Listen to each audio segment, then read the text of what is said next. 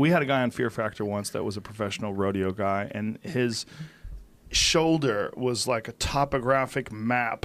It was just, he had so many scars in his shoulder, and he told me his shoulder would just pop out. Just like he could just pop it out left and right. From just being destroyed. Like gored by bulls? Falling and getting it ripped apart, riding bulls. Oh. Yeah. Yeah, I just don't get that. It just wasn't working anymore. I mean, he had a bunch of surgeries, and they tried to screw it back together and tighten things down, but it was just destroyed. Though I'm sure a bull rider would look at free soloing and be like, what a crazy dude. You know, everybody looks at another sport and they're like, that's crazy. And honestly, I look at fighting and I'm like, that seems totally outrageous.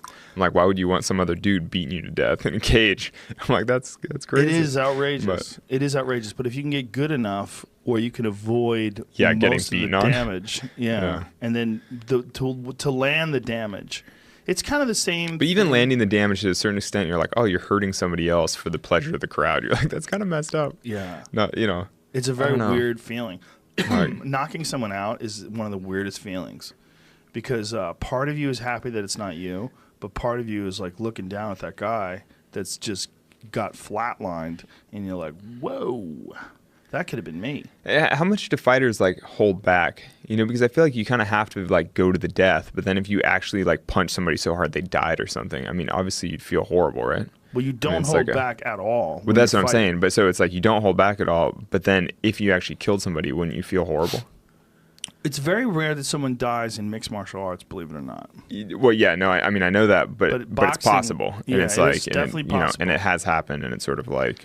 It has happened very, very rarely in mixed martial arts, never in the UFC. But in boxing, it happens more often. And one of the reasons why it happens more often in boxing is you're only punching.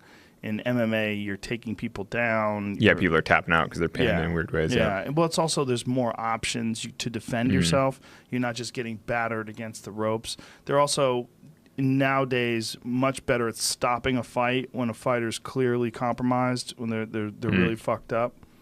In the old days, they used to let guys just get battered. They used to, you know, in boxing matches. that doesn't sit well with me. I'm just like, but that's why I'm not a fighter.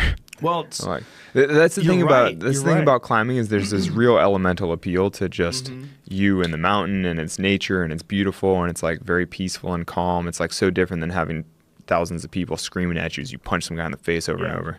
Just like, dude, that's not my scene.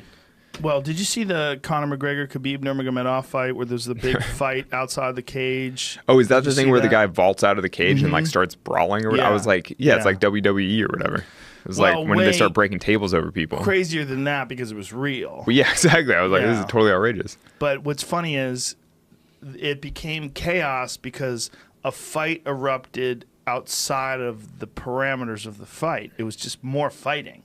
Yeah. Like you'd seen fighting. Yeah, like this isn't what we paid for. Right. This isn't okay. Right. Everybody's like, the fighting in the cage is fine. This is lovely. But he's out of the cage. Oh my God, he's out in the wild. He's out in the world fighting. Isn't that kind of messed up? Yeah. It's definitely messed up. You're like, he's a professional fighter. He's fighting. Like that's what he does.